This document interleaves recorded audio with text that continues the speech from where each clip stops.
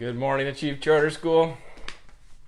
Hey, it is Thursday, May 14th, and it is great to be here. I'm excited to talk to you guys this morning and start giving some shout outs to some students that I've seen, one specific group of students that I've seen showing self-discipline. Good morning, Mrs. Wright. Good morning, Reagan and Audrey. Good morning, Mrs. Kurtz. Hi, Presley. Good morning, Mrs. Freitas and Jack. Brett, if you're there.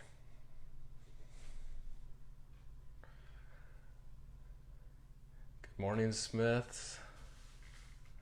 Good morning, Kearneys.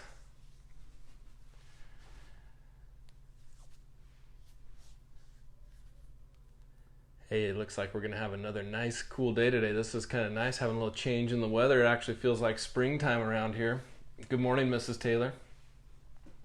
Morning, Mrs. Staus. Hi, Valerie. Hi, Adriana. Good morning, Laufers. Good morning, Gateses. Hi, Mrs. Tickle. How are you doing? Hey, let's go ahead and get started with the Pledge of Allegiance. Oh, hi, Thomasini's. Hey, Andrew, if you're out there, good morning. Allison, whoever else is watching at your house. Anyways, let's start with the Pledge of Allegiance. Please stand at attention. Salute. Pledge. I pledge allegiance to the flag of the United States of America and to the republic for which it stands, one nation, under God, indivisible, with liberty and justice for all. Good morning, McFarlands. Good morning, Amy. Good morning, Molly, if you're out there. Hey,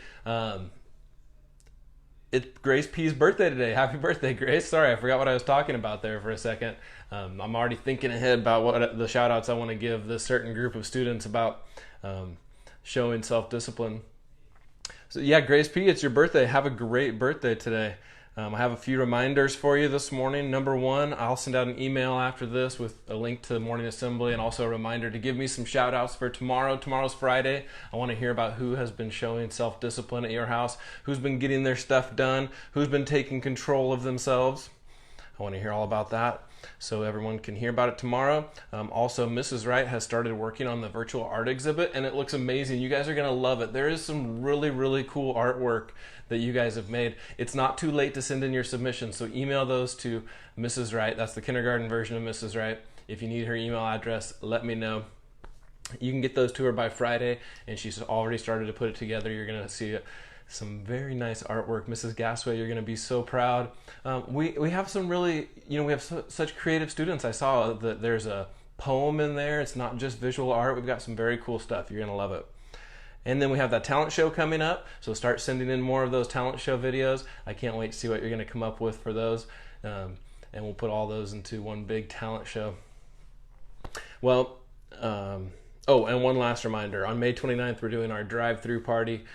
Put that on your calendar. You won't want to miss out on that. You get to say goodbye to all of your teachers, and not goodbye forever, but for the summer, and we'll just have one last moment that we can actually see you face to face, which would be great because we miss you guys. So our virtue this week's been self-discipline. The definition one more time is self-discipline. It means self-control. It's doing what you really want to do rather than being tossed around by your feelings like a leaf in the wind. You act instead of react. You get things done in an orderly and efficient way. And with self-discipline, you take charge of yourself. I see that the Kelbs just got on there. Good morning, Kelbs. Emily, especially if you're out there, you're part of the group that I want to talk about this morning. So I was looking for a story or an example of self-discipline, something fun to tell you guys about. And then I was like, oh my goodness, this year's 8th grade class, you guys have done such a great job of showing self-discipline. And I want to tell you what I'm thinking about when I think about you guys showing self-discipline. First of all, a whole bunch of our current 8th grade class started in kindergarten.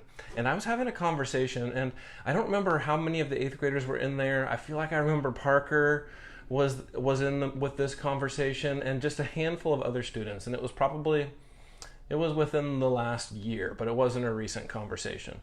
And we were talking about how how they've grown, and one of the ways that they've grown is they don't make the same mistakes that they used to make when they were 5 or 6. And that's something that like kind of plagues humanity. We see people that just make the same mistakes over and over in their whole life, and we keep telling kids like making mistakes is not bad. That's fine. Making mistakes is how you learn. Making mistakes is how you grow. But then you have to do this thing where you evaluate your mistakes. 8th graders, I see you setting such a good example about doing that. You've been growing over the years. You don't make the same mistakes. You've learned to become reflective people who think about what you do, think about your own talents. These 8th graders, they know their strengths, they know how they learn, they've learned how to fix those things that were holding them back from learning or accomplishing whatever they were wanting to do. And the little secret about self-discipline and secret about growing up is nobody can make you do that.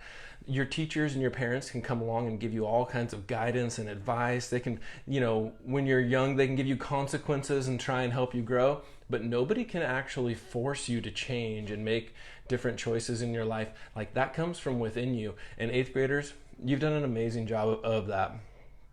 So that's how I've seen you showing self-discipline over the course of a whole bunch of years.